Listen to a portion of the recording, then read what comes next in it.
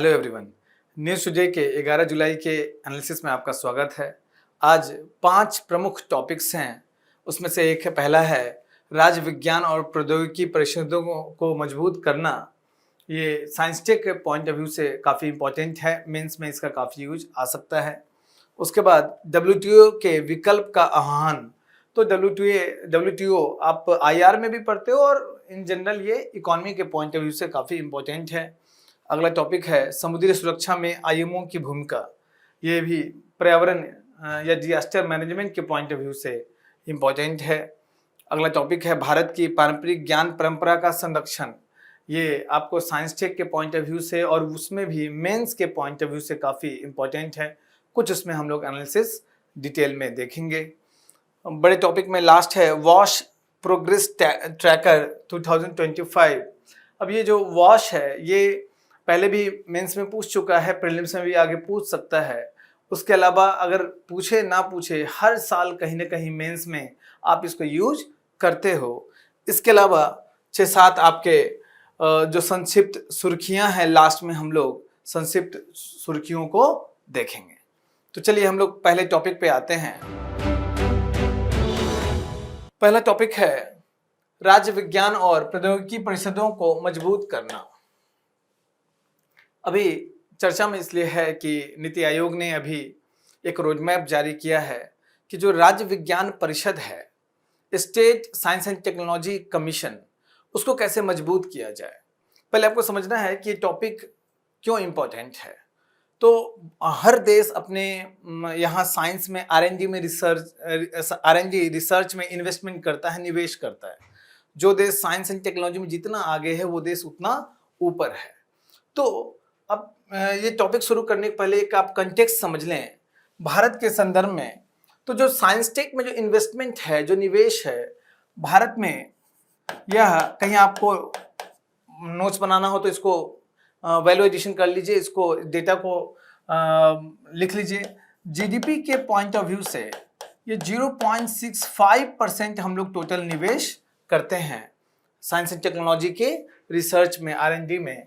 वहीं USA GDP के अपने कुल GDP के 3.5% निवेश करता है साइंस एंड टेक्नोलॉजी के R&D के लिए। और वहीं जब चाइना का आप देखिएगा तो GDP के 2.4% वो निवेश करता है।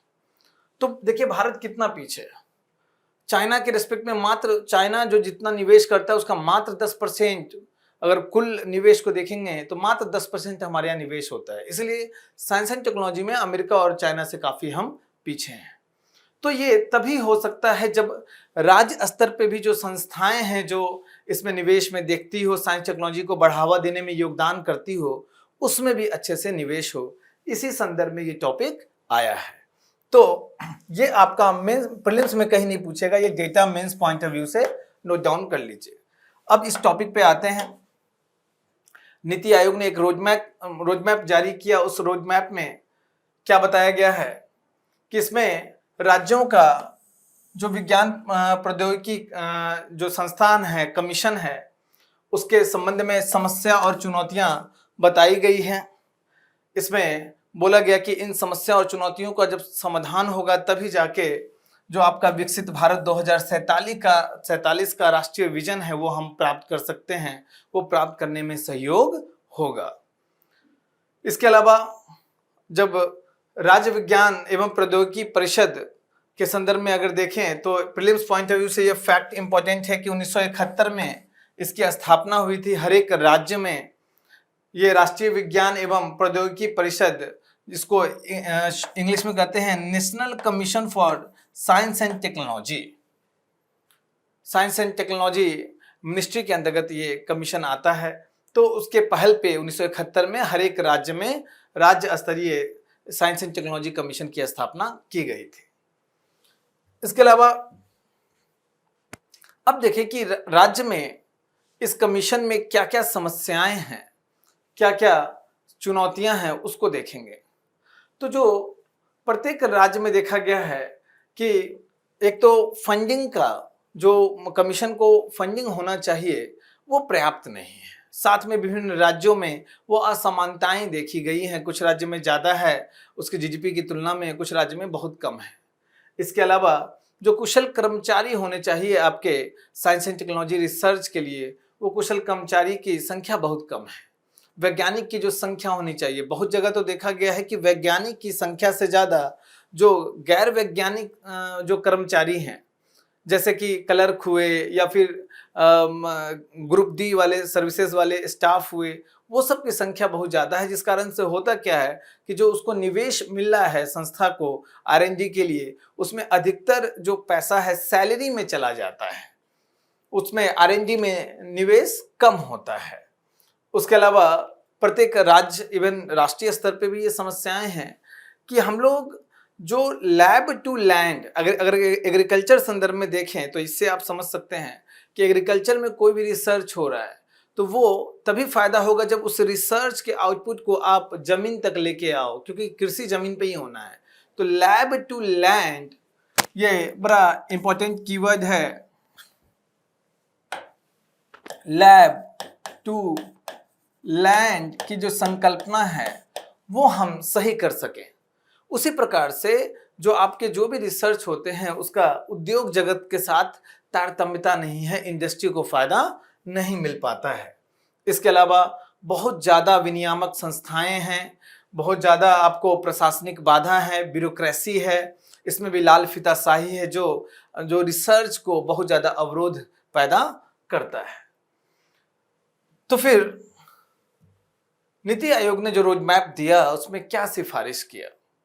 तो उसमें सिफारिश किया कि जो ये स्टेट लेवल का जो परिषद है, इसमें इसके माध्यम से जो साइंस टेक्नोलॉजी में हर एक राज्य को निवेश करना चाहिए अपने कुल जीडीपी का, ग्रॉस स्टेट डोमेस्टिक प्रोडक्ट, कुल जीडीपी का कम से कम 0.5% बजट तो देना ही चाहिए, निवेश करना ही चाहिए। क्योंकि अभी लगभग जो स्टेट लेवल पे रिसर्च है वो सब केंद्र सरकार के अनुदान पे निर्भर है। उसके अलावा केंद्र सरकार भी जो अनुदान देती है वो अनुदान बस ऐसे ही नहीं देना चाहिए, विभिन्न राज्यों के परफॉर्मेंस देखने चाहिए, साथ में परियोजना आधारित अनुदान देना चाहिए, प्रोजेक्ट आधारित देना चाहिए, ताकि उसमें प्रोत्साहन मिलेगा सभी को अच्छा काम करने का। जो ज़्यादा अच्छा प्रोजेक्ट बनाएगा, जो ज़्यादा प्रोजेक्ट को क्लियर करेगा उसको ज़्यादा निवेश मिलेगा, जो अच्छा प्रदर्शन करेगा उसको ज़्यादा निवेश केंद्र सरकार से अनुदान मिलेगा। इसके अलावा जो आपके यहाँ मानव संसाधन है उसकी भी कमी है। परिषद में देखा गया है कि वैज्ञानिक और गैर वैज्ञानिक कर्मचारी हैं उसके अनुपात बड़े गड़बड़ हैं। जो मैंने पहले बताया वो सिफारिश है कि 70:30, 70% वैज्ञानिक होने चाहिए, 30% आपके गैर वैज्ञानिक होने चाहिए। उसके अलावा जो कौशल बढ़ाने के लिए जो विभिन्न संस्थाओं में कौशल उन्नयन के लिए प्रयास किए जाने चाहिए। जो रिटायर वैज्ञानिक हैं उनको वापस शामिल करना चाहिए। तो जो रिटायर वैज्ञानिक हैं उनसे सरकार मदद मांग सकती है स्किल डेवलपमेंट के लिए। इसके अलावा जो फैकल्टी हैं, शोधकर्ता हैं, उनको अस्थायी रूप से अन्य जगह पे नियुक्ति किया जा सकता है, जिससे एक इकोसिस्टम बने R&D के लिए, क्रिटिकल थिंकिंग के लिए। अन्य सिफारिश में यह भी कहा गया है कि उद्योग और R&D के बीच में फिर से संपर्क स्थापित करने की आवश्यकता है कि जिस प्रकार का उद्योग को रिसर्च चाहिए वो रिसर्च मिले, ताकि एक तारतम्यता रहे उद्योग जो इंडस्ट्री है और उस R&D के बीच में। इससे क्या होगा, आपका उद्योग जगत का भी विकास बड़ा तेजी से होगा। तो राज्य को संसाधनों को संस्थागत साझेदारी के साथ जोड़ते हुए उद्योग के साथ सहयोग बढ़ावा करना चाहिए और इसको स्थानीय आवश्यकता के अनुसार R&D को फिर से पुनर्निर्माण, फिर से रीडिजाइन करने की आवश्यकता है। तो काफी इंपॉर्टेंट टॉपिक है, मेंस में आपसे पूछेगा, प्रीलिम्स में कम चांस है। एक दो फैक्ट हैं प्रीलिम्स पॉइंट ऑफ व्यू से, तो इसको अच्छे से आपको तैयार करना है। अब हम लोग नेक्स्ट टॉपिक पे आते हैं। विश्व व्यापार संगठन के विकल्प का आह्वान किया गया है। चर्चा में इसलिए है कि जो यूरोपीय कमीशन है उसका मानना है कि जो WTO का काम था व्यापार के संदर्भ में वैश्विक स्तर पे एक रूपता लाना, वो काम नहीं कर पा रहा है। WTO स्थिर हो चुका है, शिथिल हो चुका है, ज़्यादा अच्छा वर्ड मैं यहाँ कहूँगा। तो अब इस यूरोपीय कमीशन ने कहा कि यूरोपीय यूनियन और जो एशियाई देश हैं उनके बीच व्यापार बढ़ावा देने के लिए एक वैकल्पिक संस्था की आवश्यकता है, तो इसलिए चर्चा में है। तो यूरोपीय आयोग के जो प्रमुख हैं उन्होंने कहा, पहले ये समझिए कि यूरोपीय कमीशन क्या है। तो आप यूरोपीय यूनियन का नाम सुने हैं, तो उसी यूरोपीय यूनियन का कार्यकारी शाखा है यूरोपीय कमीशन। ये सब भी प्रीलिम्स में पूछा जा सकता है। तो यूरोप और एशियाई देशों के बीच एक नया व्यापार सहयोग फ्रेमवर्क बनाया जाना चाहिए, यूरोपीय कमीशन का कहना है, क्योंकि डब्ल्यूटीओ अपनी भूमिका निभा नहीं पा रहा। इसकी जो डब्ल्यूटीओ के संदर्भ में एक संक्षिप्त चर्चा हो जाए, क्योंकि प्रीलिम्स पॉइंट ऑफ व्यू से बहुत इंपॉर्टेंट है। तो इसकी स्थापना 1995 में की गई थी डब्ल्यूटीओ की, लेकिन इसके पहले जो आपके 1947 में ही गैट के रूप में general agreement on tariff and trade, GATT के रूप में एक संस्था बनी थी, एक समझौता हुआ था। उसी समझौता का अगला रूप है डब्ल्यूटीओ। गैट जहां एक समझौता है, डब्ल्यूटीओ एक संस्था है। तो डब्ल्यूटीओ की स्थापना अगर कोई पूछेगा तो 1995 ईस्वी में हुई है, 1947 में नहीं। उसके बाद यह भी है कि गैट एक अस्थायी व्यवस्था थी, डब्ल्यूटीओ एक पूर्ण संगठन है। डब्ल्यूटीओ को क्या काम दिया गया है कि जो अंतर्राष्ट्रीय व्यापार है, चाहे वो व्यापार वस्तु का हो या सेवा का हो, सर्विसेज का हो, या फिर बौद्धिक संपदा के संदर्भ में, यह विनियमित व्यापार को विनियमित करता है, रेगुलेट करता है। तो किसके किसके संदर्भ में? वस्तु के संबंध में, सेवा के संबंध में और इंटेलेक्चुअल प्रॉपर्टी के संबंध में, बौद्धिक संपदा के संदर्भ में। इसमें भारत भी इसका एक सदस्य है और निर्णय इसमें सर्वसम्मति से लिया जाता है। सभी देश आपसी सहमति से, सर्वसम्मति से निर्णय लेते हैं। इसमें अभी वर्तमान में डब्ल्यूटीओ के समक्ष क्या चुनौतियां हैं उसको हम लोग आगे देखते हैं। जो डब्ल्यूटीओ में अगर कोई के सदस्य देशों के बीच में व्यापार के संदर्भ में कुछ विवाद होता है, तो इसमें विवाद निपटान के लिए जो सबसे प्रमुख संस्था है, सबसे एपेक्स बॉडी है, सबसे ऊपर की संस्था है, उसको विवाद समाधान प्रणाली कहते हैं। इसमें बिल्कुल ठहराव आ चुका है, क्योंकि डब्ल्यूटीओ में यूएसए का, संयुक्त राज्य अमेरिका का बहुत ज्यादा प्रभुत्व है और 2016 से ही यूएसए ने डब्ल्यूटीओ के अपीलीय बोर्ड में नियुक्तियों को रोक कर रखा है। जो अपीलीय संस्था है, जो एपेक्स बॉडी है, उसमें नियुक्ति ही नहीं हो रही है। तो जैसे कि भारत में सुप्रीम कोर्ट में अगर नियुक्ति ही नहीं होगा तो विवाद का फाइनल निपटान कैसे होगा, उसी प्रकार से अपीलीय बोर्ड में, अपीलीय संस्था में नियुक्ति ही नहीं हो रही है, तो इसलिए कोई भी विवाद का समाधान नहीं फाइनल निकल पाता है। उसके बाद ये भी देखा गया है कि जो डब्ल्यूटीओ है विकसित देशों के पक्ष में झुका होता है। इस कारण से अविकसित देश और विकासशील देश हमेशा इसको संदेह की नजर से भी देखता है। विकासशील देश का जो कोई भी प्रोजेक्ट है उसमें व्यापार बाधा बहुत लगाया जाता है ताकि वो प्रोजेक्ट महंगा हो जाए या वो प्रोजेक्ट विकसित देशों में ना बिक पाए। ये भी विकासशील देश हमेशा आरोप लगाता रहा है। वो व्यापार बाधा चाहे आपको खराब असंरचना के माध्यम से हो, या फिर प्रोजेक्ट की क्वालिटी के माध्यम से हो, इन्वायरमेंटल नॉर्म्स के माध्यम से हो, या फिर बाल श्रम, ये सब का बहाना भी बनाया जाता है। तो इस कारण से व्यापार अच्छे से विकासशील देश फायदा व्यापार में नहीं उठा पाता है। उसके अलावा अब देख सकते हैं कि कृषि संबंधी जो भी प्रोजेक्ट हैं उसके व्यापार में विकासशील देशों के जो वस्तुओं पे बहुत सारे ऐसे कंडीशंस लगा दिए जाते हैं, जैसे कि अभी हाल में भारत के आम पे, मैंगो पे प्रतिबंध लगा दिया गया, क्योंकि बोला गया कि भाई इसमें जो कीटनाशक का यूज हुआ है या फिर इसकी गुणवत्ता है वो खराब है। इस तरीके के व्यापार बाधा लगा दिए जाते हैं, तो इससे विकासशील देशों को बहुत हानि होती है। इसके अलावा जो निर्णय लेने में पारदर्शिता का अभाव है, विकासशील देश की सीमित भागीदारी है, इस कारण से भी डब्ल्यूटीओ की वैधता पे हमेशा विकासशील देश और अविकसित देश सवाल उठाते रहे हैं। जो अभी देखा गया है कि जब डब्ल्यूटीओ स्टैग्नेंट हो गया है, रुक सा गया है, तो बहुत सारे क्षेत्रीय व्यापारिक समूह बन रहे हैं। जैसे आप यूरोपीय संघ देख लीजिए, उसके अलावा CPTPP comprehensive and progressive trade फिर से मैं इसको बताता हूँ, comprehensive and progressive trans Pacific partnership. तो इस तरीके के बड़ी बड़ी संस्थाएं बनी हैं। African continent free trade agreement जैसे जो बहुत सारी क्षेत्रीय बड़ी बड़ी संस्था बनी हैं जो व्यापार संबंधी आपसी समझौता करते हैं। इससे कारण क्या होता है कि WTO का काम है कि पूरे विश्व में व्यापार संबंधी एकरूपता लाना। इस प्रकार की क्षेत्रीय संस्थाएं वो एकरूपता को तोड़ती हैं, WTO की भूमिका को कमजोर करती हैं। इसके अलावा जो अभी अमेरिका और चीन के बीच में ट्रेड वॉर चल रहा है, जिसमें अमेरिका ने एक तरफा स्टील पे एक तरफा कार्रवाई किया है, बहुत ज्यादा टैरिफ लगाया है, तो ये ट्रेड वॉर भी WTO का जो कार्य प्रणाली है उस पर दबाव डालता है। WTO का लगता है कि कोई सुनने वाला नहीं है, एक तरफा काम किया जा रहा है। देखिए WTO का विवाद निपटान तंत्र क्या है। इसमें दो प्रकार है। पहले तो मौका दिया जाता है कि परस्पर रूप से आम सहमति से ही समाधान हो जाए। अगर दो देशों के बीच में व्यापार के संबंध में विवाद है तो भाई साथ में बैठ के समझौता कर लीजिए, कुछ मध्यस्थता भी किया जा सकता है, लेकिन दोनों देश साथ में बैठ के द्विपक्षीय परामर्श के माध्यम से समझौता करते हैं।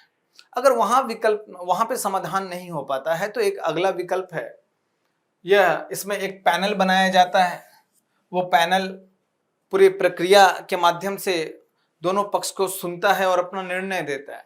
अगर कोई देश पैनल के निर्णय पे खुश नहीं है, उसको अपील करना है, तो फिर वो अपीलीय निकाय में अपील कर सकता है। लेकिन हाँ, इस अपीलीय निकाय का जो निर्णय होगा वो अंतिम होगा। तो अपीलीय जो विवाद समाधान में WTO के संबंध में एपेक्स बॉडी है, सर्वोच्च बॉडी है। अब इस अपीलीय निकाय में 7 मेंबर्स होते हैं जिनको विवाद समाधान निकाय DSB के द्वारा नियुक्त किया जाता है। अब DSB क्या है? तो विवाद समाधान जो निकाय है इसमें WTO के जितने प्रतिनिधि देश हैं उनके प्रतिनिधि शामिल होते हैं और वो प्रतिनिधि मिलके वो प्रतिनिधि DSB कहलाते हैं। वो प्रतिनिधि मिलके WTO में 7 मेंबर को नियुक्त करते हैं। तो यही अपीलीय निकाय तंत्र है, इसका निर्णय अंतिम होता है।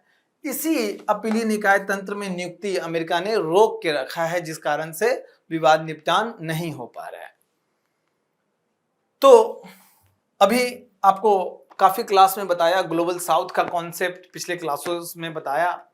इस ग्लोबल साउथ में भारत नेतृत्वकर्ता देश है। चाइना भी क्लेम करता है कि ग्लोबल साउथ के लीडर हम हैं, लेकिन चाइना द्वितीय मतलब काफी आगे निकल चुका है विकास में। तो भारत को ग्लोबल साउथ का लीडर बहुत सारे देश मानते हैं, भारत भी स्वयं को ग्लोबल साउथ का लीडर मानता है।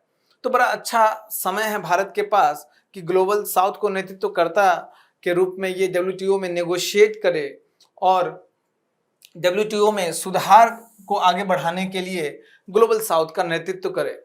तो WTO में भी बहुत ज़्यादा सुधार की आवश्यकता है, क्योंकि मैंने जैसे कहा कि विकसित देशों का प्रभुत्व है और अधिकतर देश ग्लोबल साउथ में है।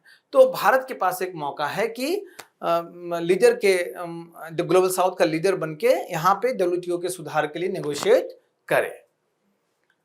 आपका मेंस पॉइंट ऑफ व्यू से बहुत इंपॉर्टेंट है, IR में भी और इकोनॉमी में भी। अब हम लोग नेक्स्ट टॉपिक पे आते हैं,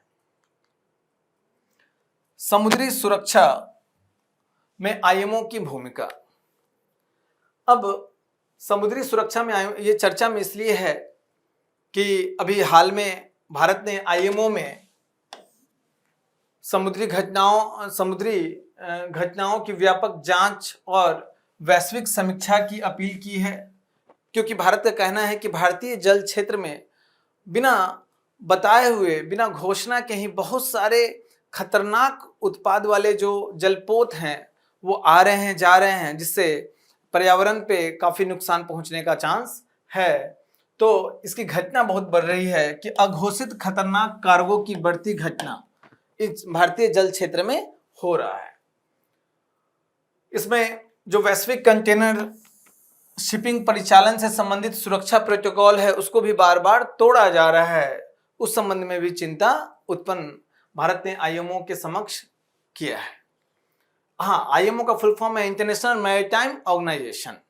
तो ये समुद्री जो पोत परिवहन के संबंध में ये पूरा देखता है। यूनाइटेड नेशन का विशेषीकृत एजेंसी है यह।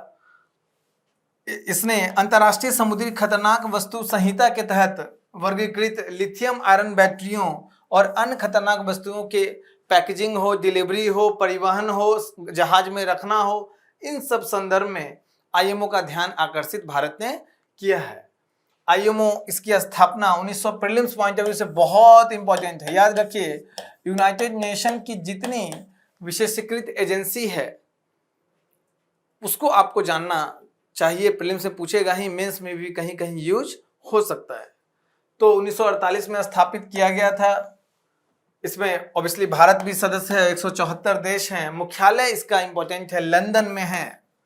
और इसकी भूमिका क्या है कि पोत परिवहन में सुरक्षा हो या जहाजों द्वारा समुद्री एवं वायुमंडलीय प्रदूषण की रोकथाम करना, क्योंकि जहाज से मतलब समुद्री जहाज से जो परिवहन होता है उसमें भी बहुत ज्यादा प्रदूषण होता है, आगे हम लोग देखेंगे डिटेल में।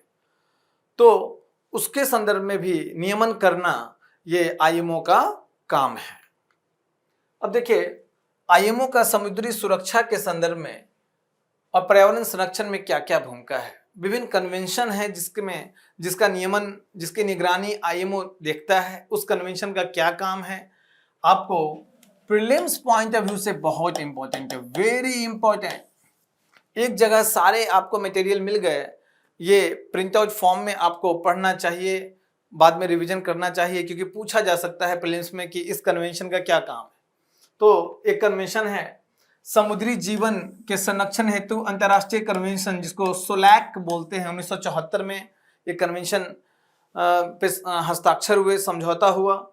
इसका काम क्या है, कन्वेंशन का उद्देश्य क्या है? जहाजों आगजनी से सुरक्षा, नेविगेशन व परिचालन सुरक्षा के लिए निर्धारित सुरक्षा संबंधी मानक स्थापित करना। चाहे जहाज के अंदर आगजनी लग सकता है, आग लग सकती है, नेविगेशन और परिचालन की सुरक्षा के लिए जो मानक स्थापित किए जाते हैं इसी कन्वेंशन से स्थापित किए जाते हैं। इसके अलावा जहाजों से प्रदूषण की रोकथाम के लिए अंतर्राष्ट्रीय कन्वेंशन, जिसको मार्पोल बोलते हैं, 1973 में ये कन्वेंशन पे हस्ताक्षर हुआ। इसमें जहाज से तेल या रसायन या सीवेज अपशिष्ट आदि के होने वाले प्रदूषण को रोकना।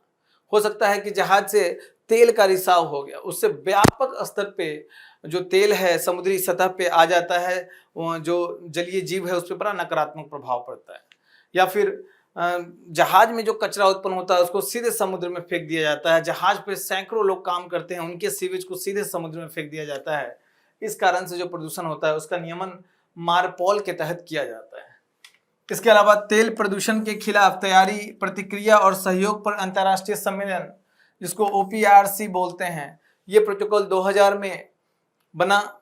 इस प्रोटोकॉल में जो ऑयल स्पिल होता है, तेल का रिसाव, जैसा मैंने कहा कि यहाँ भी आपका तेल या रसायन का लीकेज होता है, लेकिन ये तेल रिसाव बड़े स्तर पे जो तेल कंटेनर होते हैं, खासकर पेट्रोलियम जो कच्चा तेल लाता है या फिर ले जाता है, उस कंटेनर पे जो रिसाव होता है, उसमें उस रिसाव को एक तो पहले कैसे रोका जाए, तुरंत कार्रवाई कैसे किया जाए, अगर रिसाव हो गया तो उसको कैसे साफ किया जाए, तो इन सब संदर्भ में ये प्रोटोकॉल है। उसके अलावा जहाजों पर हानिकारक एंटी फाउलिंग प्रणालियों के नियंत्रण पर अंतर्राष्ट्रीय कन्वेंशन। एंटी फाउलिंग क्या है? जहाज का वो पार्ट जो पानी में डूबा रहता है, जैसे जहाज में आपको जो जहाज का जो पार्ट पतवार है, या फिर नीचे आप देखते होंगे कि बड़े बड़े चक्र के मतलब चक्का के अनुसार ऐसे पंखा घूमता रहता है, वो सब नीचे डूबा हुआ पार्ट है। तो चूंकि हमेशा पानी में है तो उसमें एक चांस होता है कि समुद्री जीव उसमें चिपक जाएं और गंदगी उसमें चिपकता है, जिस कारण से उसका क्षरण होने का बहुत ज़्यादा चांस होता है, जल्दी खराब होने का बहुत ज़्यादा चांस होता है। इसीलिए वहाँ पे एक लुब्रिकेंट लगाया जाता है, चिपचिपा पदार्थ लगाया जाता है। तो उस लुब्रिकेंट के कारण वो सब चीज़ नहीं चिपकता है, तो उस लुब्रिकेंट के कारण भी बहुत ज़्यादा प्रदूषण होता है, इसीलिए ये कन्वेंशन है। उसके अलावा ब्लास्ट वाटर मैनेजमेंट कन्वेंशन। ये ब्लास्ट वाटर क्या, जैसे अगर सऊदी अरब से भारत तेल खरीदता है तो सऊदी अरब से शिप तेल लेके आएगा और यहाँ से खाली जाएगा, तो खाली जाने में क्या होता है कि बहुत बड़ा, चूंकि हवा रहेगा पूरा इसमें कंटेनर में, तो उसका टॉपल होने का ज़्यादा चांस है, क्योंकि हल्का हो जाता है शिप, उसका एक्सीडेंट होने का चांस है। इसलिए भारत का जो समुद्री जल, उसमें जल या पानी उसमें डाल दिया जाएगा ताकि उसमें वजन बना रहे, और जब सऊदी अरब जाएगा तो वहाँ समुद्र किनारे पानी निकाल देगा, बाहर निकाल देगा। तो एक बहुत बड़ा चांस होता है जब समुद्री जल यहाँ डाला जाता है तो उसमें बहुत सारे जीव चले जाते हैं, और जहाँ वहाँ निकाला जाएगा वो जीव बाहर निकल जाएंगे। तो इस कारण से बाहरी जीवों का उस क्षेत्र में अतिक्रमण हो जाएगा, और वो अतिक्रमण वहाँ की जैव विविधता के लिए बड़ा हानिकारक है। तो इसी को ब्लास्ट वाटर कहते हैं, जो जल यहाँ से यहाँ उसमें डाला जाता है। तो हानिकारक जलीय जीव और रोगजनक का प्रसार को रोकने के लिए या समुद्री परिवेश में आक्रामक प्रजातियों को प्रवेश से रोकने के लिए ये कन्वेंशन है। ये कन्वेंशन है आपका जहाजों के सुरक्षित और पर्यावरण अनुकूल पुनर्चक्रण के लिए हांगकांग कन्वेंशन। हांगकांग कन्वेंशन, जो भी शिप है एक समय के बाद जब उसको रिटायर किया जाता है तो उसको डिसमेंटल किया जाता है। तो शिप को तोड़ने में बांग्लादेश और भारत दुनिया में सबसे अग्रणी देशों में से है।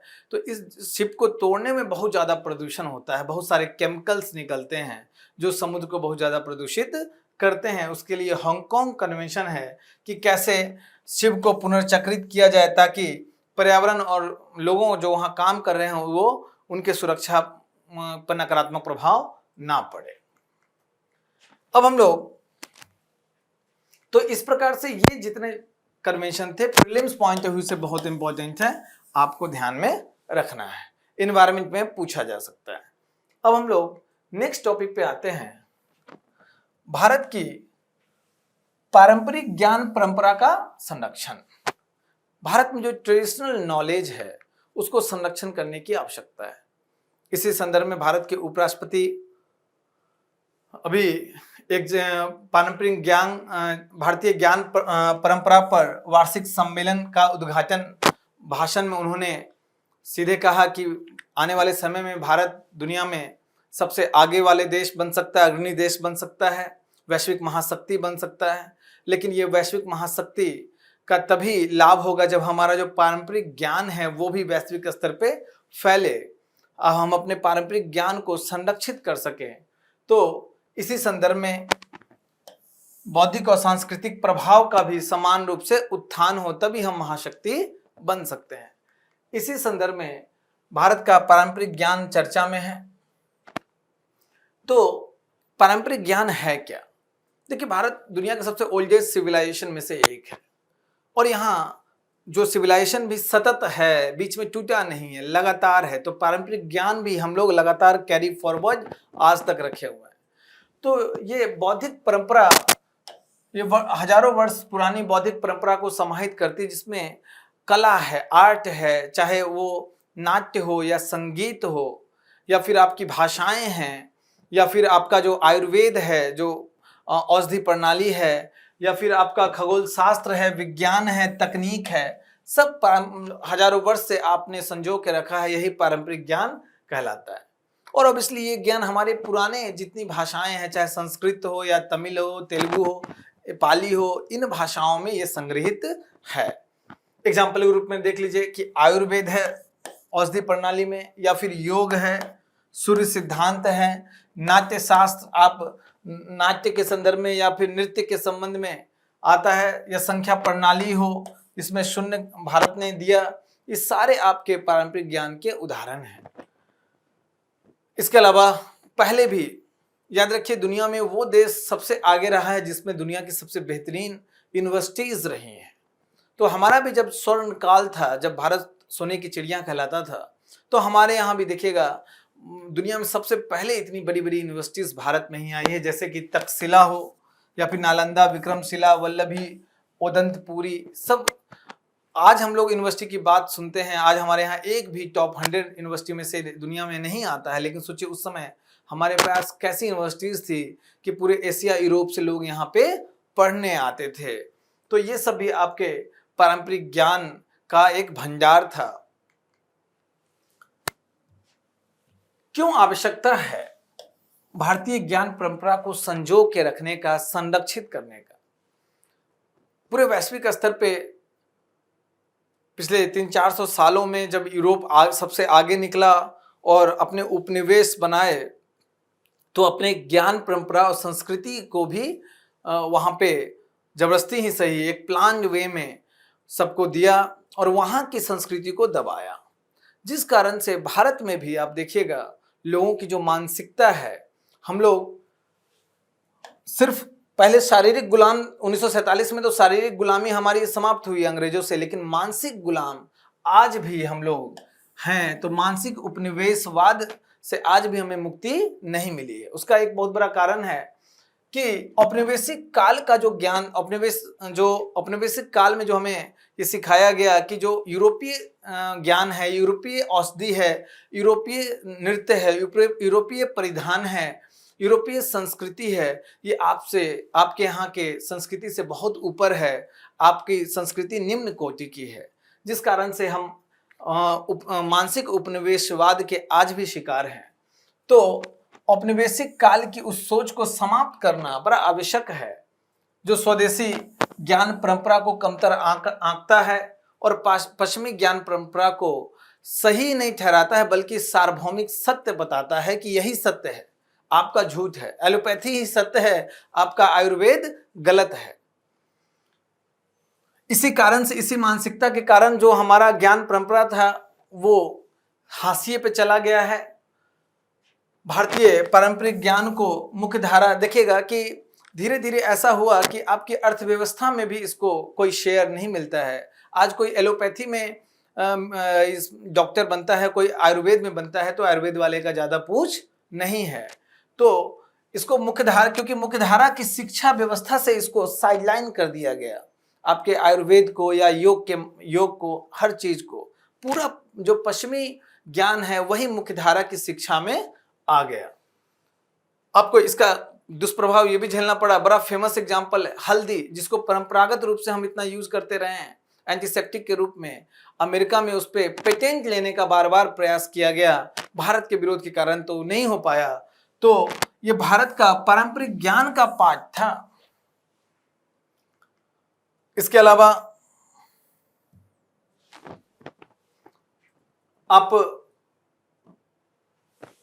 जो इस आपके पारंपरिक ज्ञान के संदर्भ में युवाओं का रुझान कम है, क्योंकि उनको ये बता दिया गया कि इससे आपकी रोजी रोटी भी नहीं चल सकती है। तो इसलिए युवा हतोत्साहित होते हैं, इस क्षेत्र में टैलेंट नहीं जाता है। तो हमारा पारंपरिक ज्ञान का जो क्षेत्र है वो धीरे धीरे पीछे ही धकेलाता जा रहा है।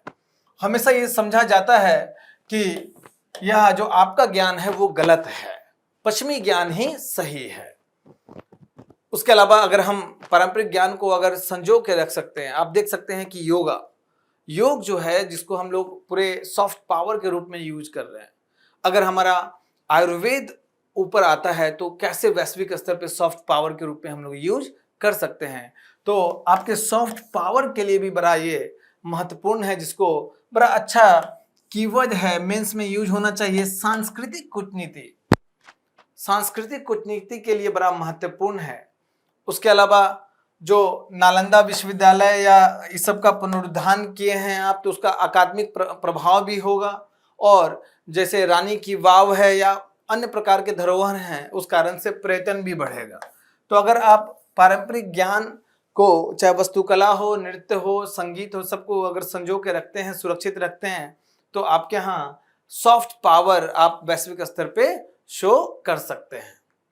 क्या भारत ने कुछ प्रयास किए हैं? भारत में कुछ प्रयास हुआ है, उसको देखते हैं कि 2001 ईस्वी में ही ट्रेडिशनल नॉलेज डिजिटल लाइब्रेरी बनाया गया। CSIR के सहयोग से और आयुष मंत्रालय दोनों मिलके इसको स्थापित किया। इसका मुख्य काम था जो भारत का पारंपरिक ज्ञान है उसको डिजिटलीकरण करना। जब डिजिटल फॉर्म में आ जाएगा पारंपरिक ज्ञान, तो इसका मिसयूज नहीं हो सकता है। अगर एक जगह सारा इंफॉर्मेशन आ गया, तो जैसे कोई पेटेंट लेने का दावा करता है कि मैंने ये खोज किया है, वो नहीं ले सकता है। तो इसीलिए इसे गलत उपयोग और चोरी को रोकने के लिए इसको डिजिटल लाइब्रेरी बनाने की बात की गई, उस पर काफ़ी आगे हम लोग बढ़े हैं। दूसरा, भारतीय ज्ञान परंपरा पहल, इसमें पारंपरिक भारतीय ज्ञान को समकालीन शिक्षा में एकीकृत करने पर यह फोकस्ड है। प्रोजेक्ट मौसम हमने शुरू किया, जो हिंद महासागर के क्षेत्र हैं जहां पे मॉनसून सबसे प्रमुख जलवायु है, तो इस क्षेत्र में सांस्कृतिक सहयोग, जो पहले इसी मॉनसून के माध्यम से सांस्कृतिक जुड़ाव था, उसका पुनरुद्धार करने का हम लोग प्रयास प्रोजेक्ट मौसम के माध्यम से कर रहे हैं।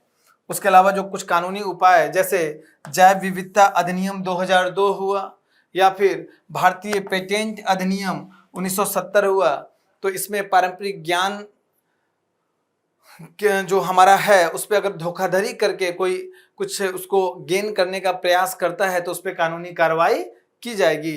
तो इस दो कानून के माध्यम से पारंपरिक ज्ञान के संदर्भ में धोखाधड़ी से कानूनी सुरक्षा प्रदान किया गया है।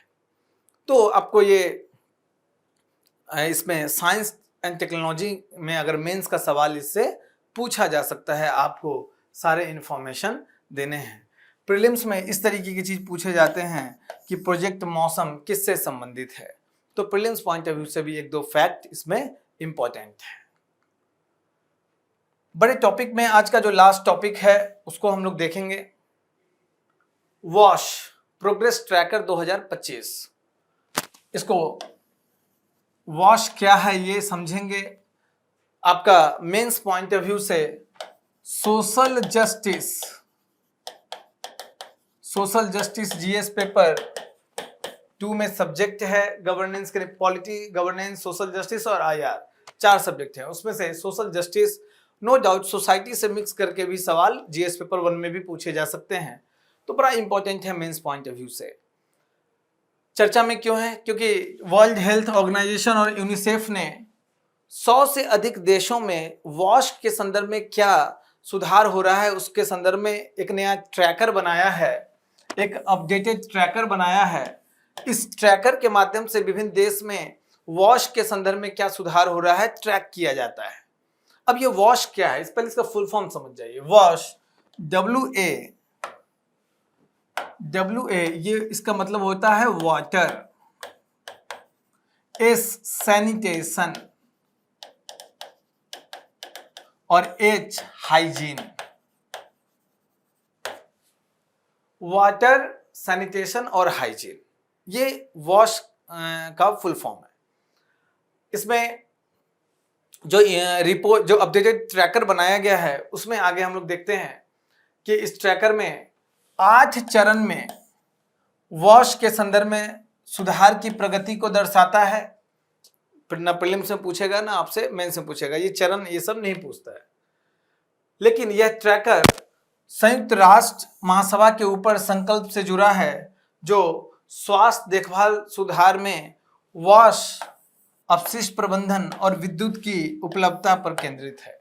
वैसे आपको बता दें कि संयुक्त राष्ट्र महासभा देखिए 2010 में भी कुछ घोषणा किया था, उसको भी आगे हम लोग देखेंगे। इसमें यह भी बताया गया है कि मात्र 17% देश के पास ही यह वॉश के सेवाओं के संदर्भ में सुधार के लिए पर्याप्त वित्त है। अभी आपको अब जाके आपको इंपॉर्टेंट पॉइंट्स आने वाले हैं जो बड़ा इंपॉर्टेंट है। वॉश का महत्व क्या है, वॉश और उसका महत्व क्या है, तो वॉश के संबंध में पहले देख लें। वाटर जैसे सुरक्षित पेयजल तक पहुंच, इसका एक लक्ष्य है। दूसरा सैनिटेशन, बेहतर स्वच्छता सुविधाएं तक पहुंच हो, और साथ में एच फॉर हाइजीन, बुनियादी स्तर की आरोग्यता बनाए रखना।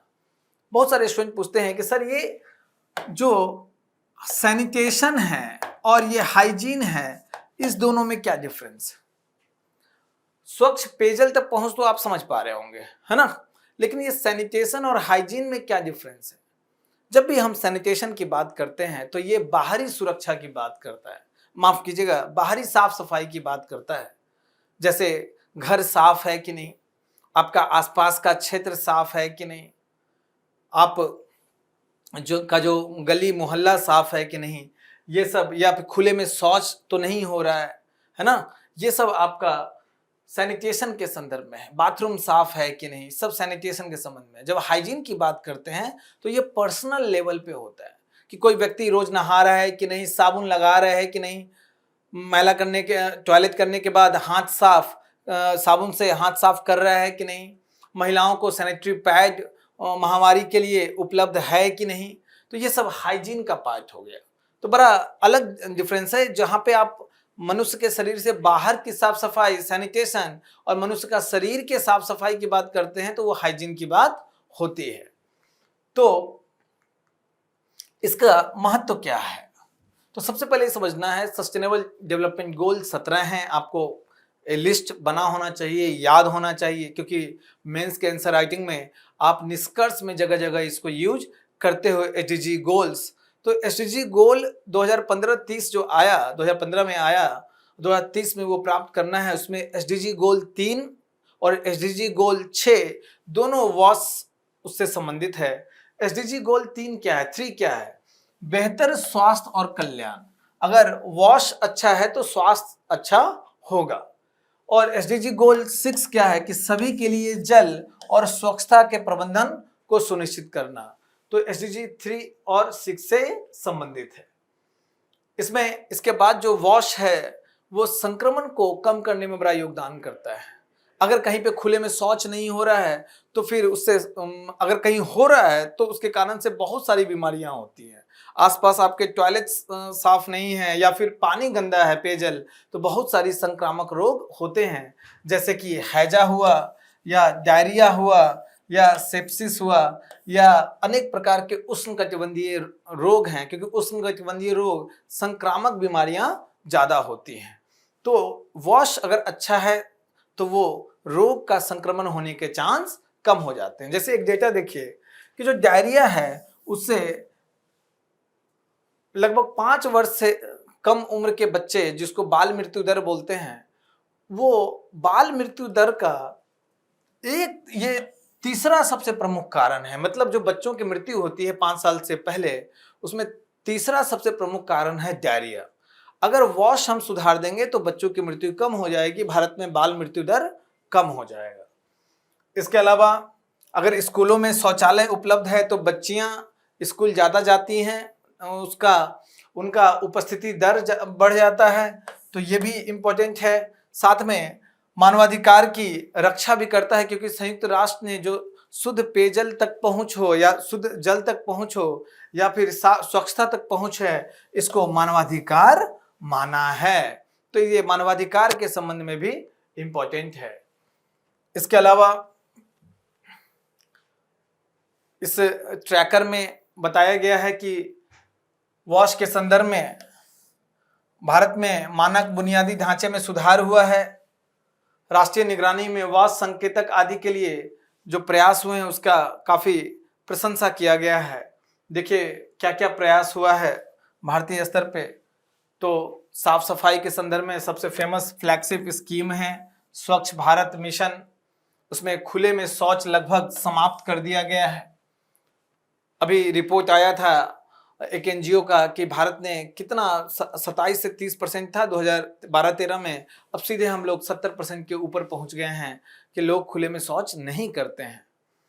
उसके अलावा जल जीवन मिशन 2019, जिसके तहत हर घर नल का जो कॉन्सेप्ट है, उसके हर घर में एक नल हो जिससे जल आपूर्ति हो, जिसकी गुणवत्ता अच्छी हो। इसमें भी हम लोग 80% से ज़्यादा घरों में नल से जल की सुविधा पहुंचाने में सफल हुए हैं।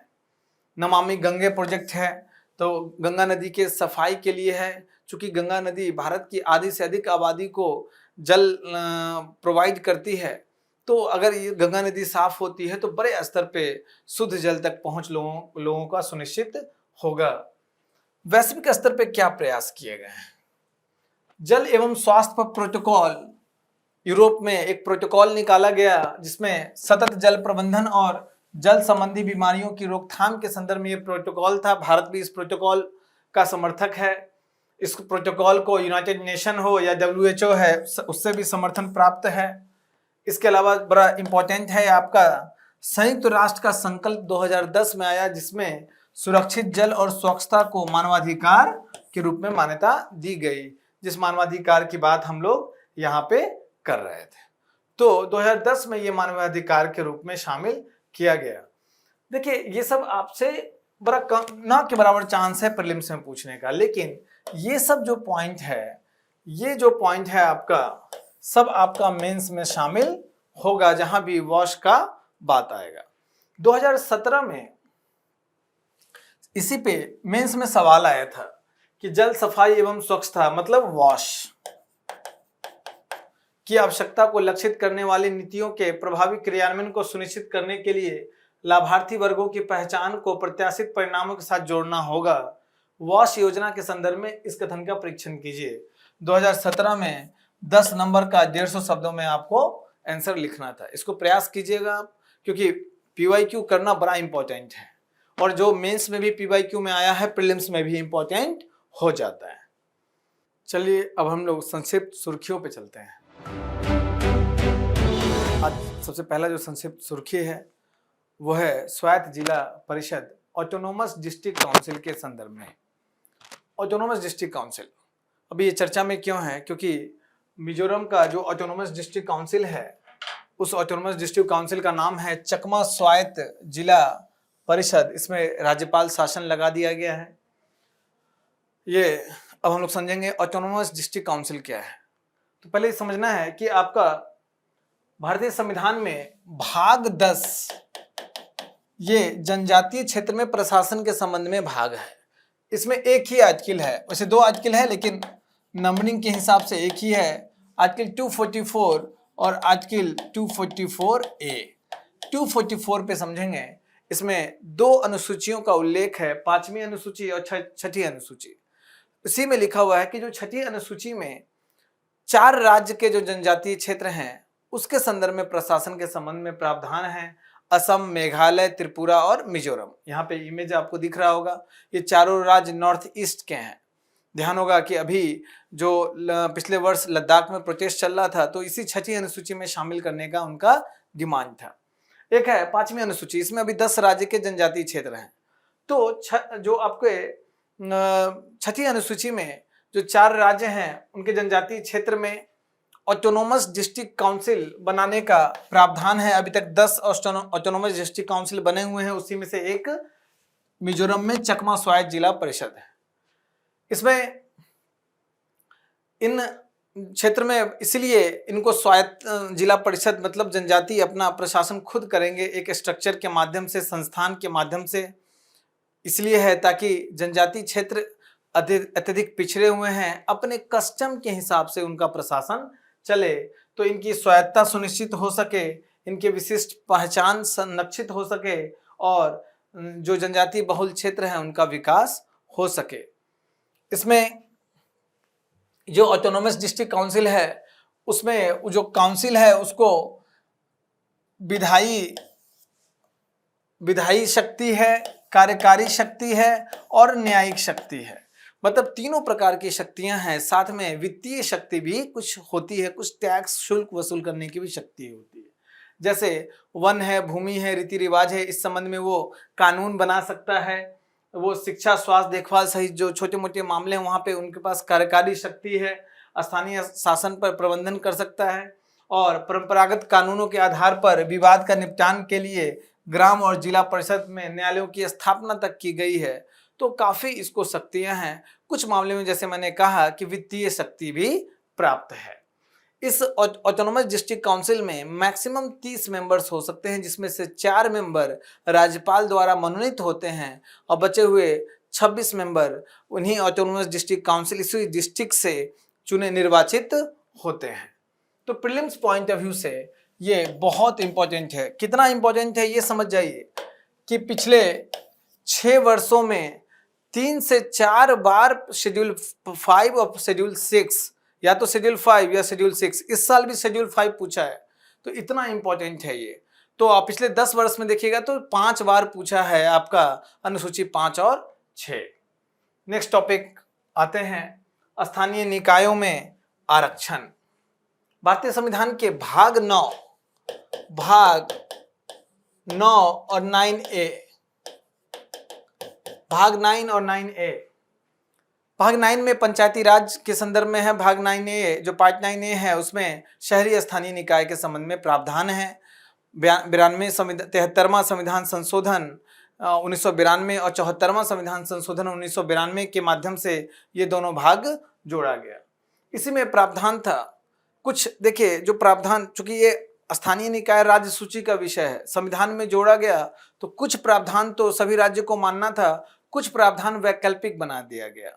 जो मानना था, जो कंडीशन था, वो कंडीशन था कि शेड्यूल कास्ट, शेड्यूल ट्राइब का उनकी जनसंख्या के अनुपात में स्थानीय निकाय में आरक्षण हो, साथ में महिलाओं का मिनिमम 1/3 आरक्षण उनको हर एक स्तर पे मिले। लेकिन उसमें पिछड़े वर्ग के आरक्षण के संबंध में प्रावधान वैकल्पिक प्रावधान में दे दिया गया, जहां राज्य विधायिका को निर्धारित करनी है कि पिछड़े वर्ग को रिजर्वेशन देगा या नहीं देगा या कितना देगा। इसी संदर्भ में अभी हाल ही में तेलंगाना में स्थानीय निकाय में पिछड़े वर्ग को 42% आरक्षण दिया गया है।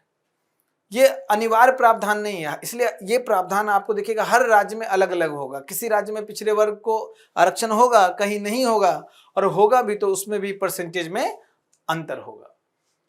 तो आर्टिकल 243D में और आर्टिकल 243T यहाँ पे पंचायत और यहाँ नगर पालिका के संबंध में पिछड़े वर्ग के आरक्षण के संबंध में राज्य विधायिका को शक्ति दी गई है। ये सब सारे चीज मैं आपको बता चुका हूं। इसमें प्रीलिम्स पॉइंट ऑफ व्यू से एक चीज बड़ा इंपॉर्टेंट है कि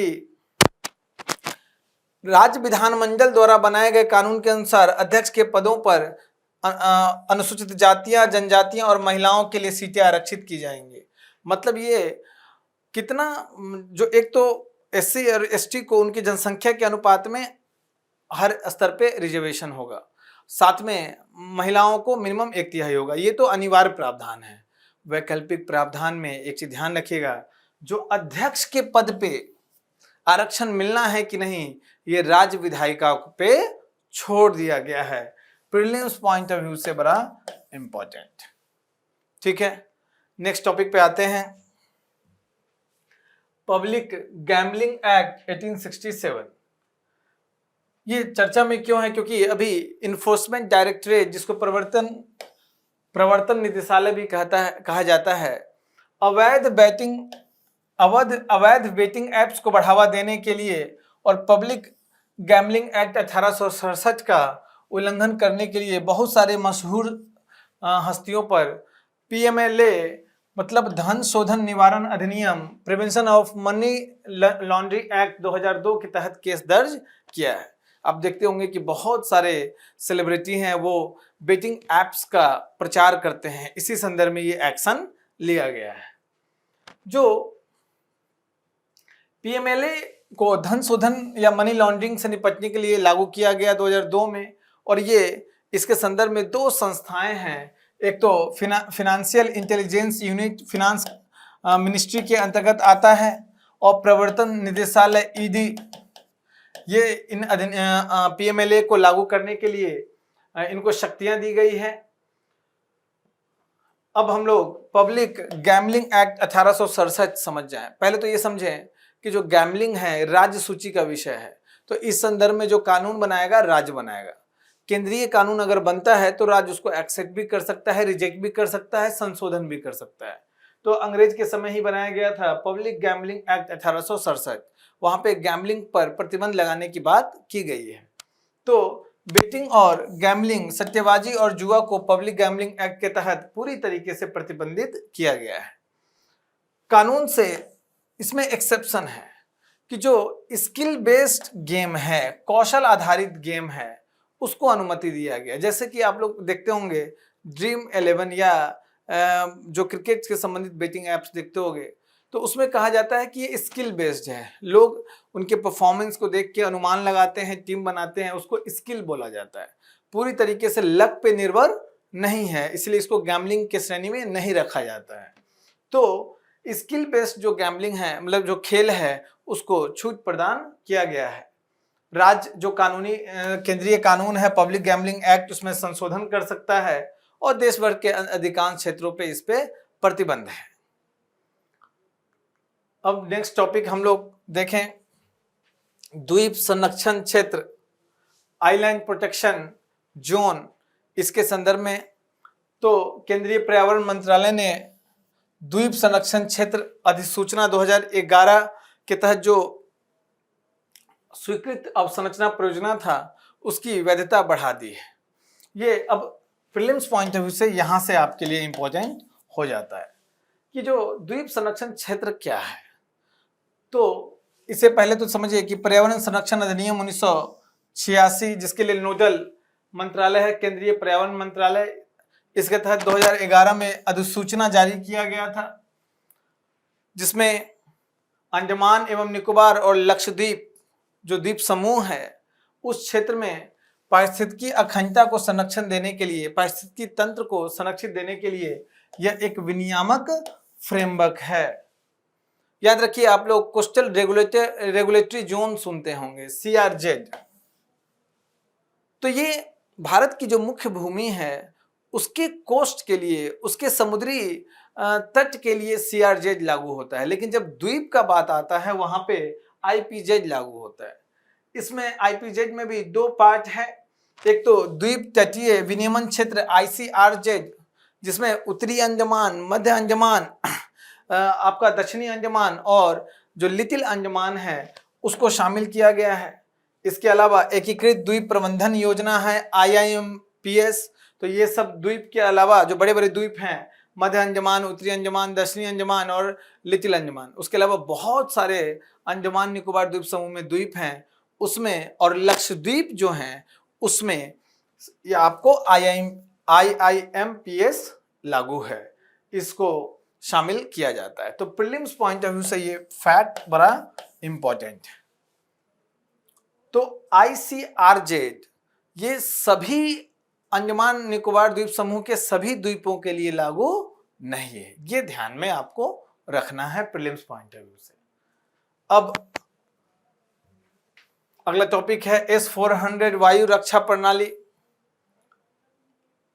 ऑपरेशन सिंदूर के बाद ये भी ऑपरेशन सिंदूर में S-400 रक्षा प्रणाली काफी फेमस हुई। तो अभी रक्षा मंत्रालय ने S-400 जो वायु रक्षा प्रणाली है इसके रखरखाव, मरम्मत और ओवरहाल के लिए, मेंटेनेंस, आपको रिपेयर और ओवरहॉलिंग के लिए सुविधा प्रदान करने के लिए एक भारतीय कंपनी को चुना, टेंडर दिया गया है, इसलिए चर्चा में है। अब हम लोग देखें कि S-400 प्रणाली है क्या। तो एक दुनिया का एडवांस्ड लॉन्ग रेंज वाली, सतह से हवा में मार करने वाली ये मिसाइल प्रणाली है। रशिया से हम लोग इसको खरीदे हैं, भारत में इसको सुदर्शन चक्र नाम से जाना जाता है। इस मिसाइल प्रणाली में कमांड एंड कंट्रोल प्रणाली है कि एक जगह से पूरा कमांड इसको किया जा सकता है, एक जगह से कंट्रोल किया जा सकता है।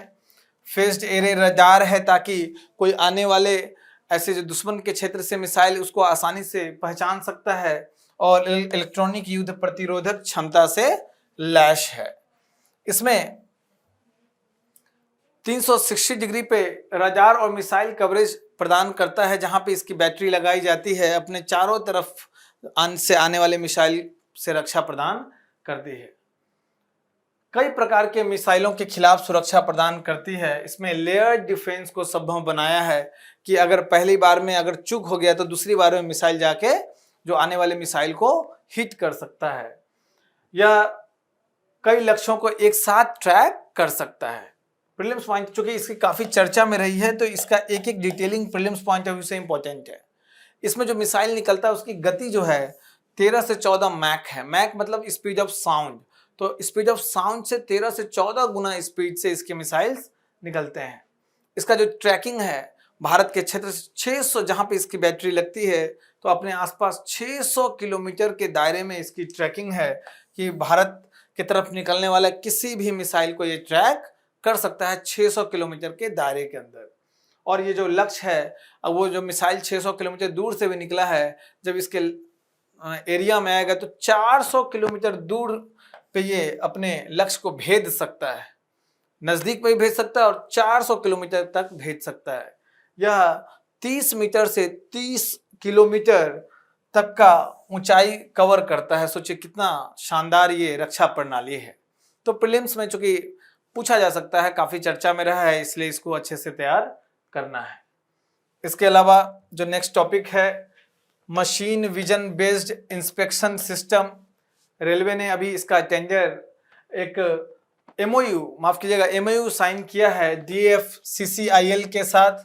इसमें machine vision based inspection system, जिसको शॉर्ट में MBIS कहते हैं, वो लगाए जाएंगे। क्या है ये आर्टिफिशियल इंटेलिजेंस और मशीन लर्निंग से युक्त एक प्रणाली है, जिसमें जो ट्रेन है उसके निचले अंडर गियर, उसके निचले भाग में कोई मशीन का पार्ट लटका हुआ है या टूट गया है या उसमें कुछ कमी आ गई है, तो ये एकदम हाई रेजोल्यूशन इमेज देता है और आर्टिफिशियल इंटेलिजेंस के हेल्प से ये बताता है कि पूरे ट्रेन में कहाँ दिक्कत है, इसके इंजन में क्या दिक्कत है, इसके सभी बॉगी के नीचे वाले पार्ट में कहीं दिक्कत है। इससे क्या होगा कि तुरंत ये बता देगा ड्राइवर को और तुरंत उस पर एक्शन लिया जा सकता है, जिससे ट्रेन एक्सीडेंट कम होगा। तो रियल टाइम अलर्ट उत्पन्न करता है। ठीक है, नेक्स्ट टॉपिक पे आते हैं। SDRF और NDRF के तहत वित्तीय सहायता। नेशनल डिजास्टर मैनेजमेंट एक्ट 2005 आपको पता है, अभी उसी के संदर्भ में चर्चा है।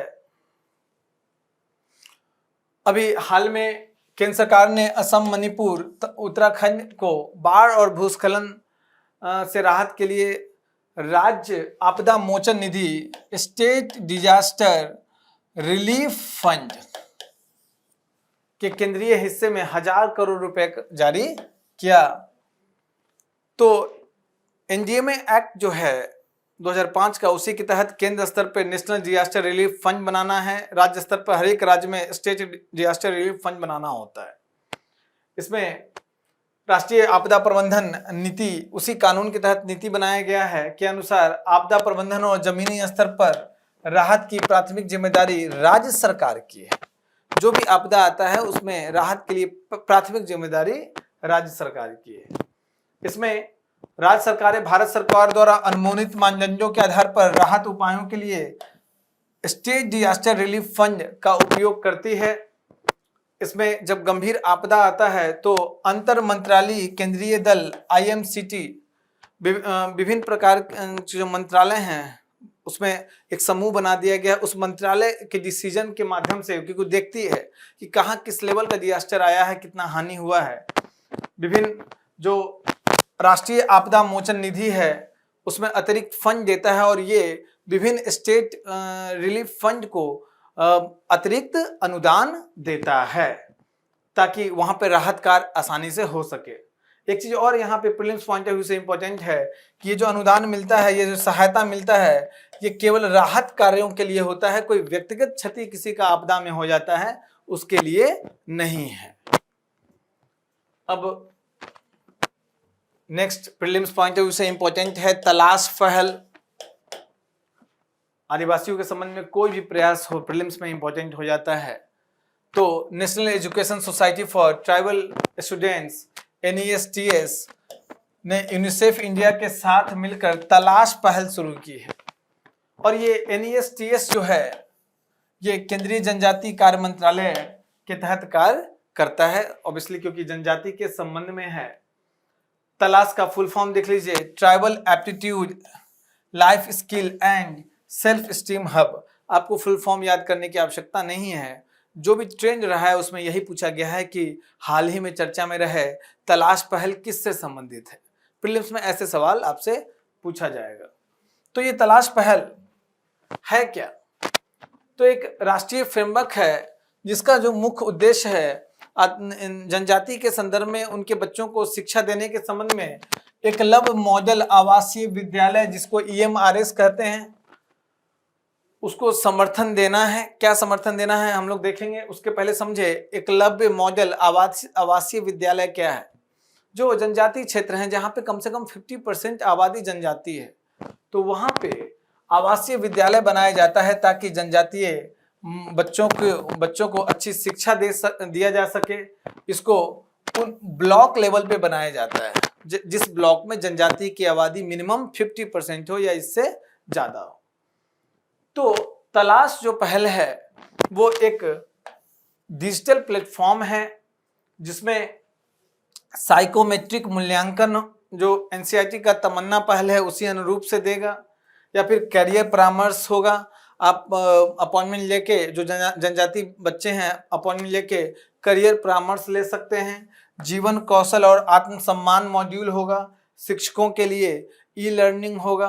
तो बेसिकली जो आवासीय विद्यालय पहले से चल रहा है उसको सपोर्ट करना, ताकि जनजाति बच्चे को शिक्षा, स्वास्थ्य और सबसे इम्पोर्टेंट है जो लाइफ स्किल है, स्किल डेवलपमेंट है, उसमें योगदान दिया जा सके, ताकि जनजाति बच्चे आगे अपना अच्छा व्यवसाय या फिर अच्छा नौकरी कर सके। तो ये आपके सारे संक्षिप्त सुर्खियां थी।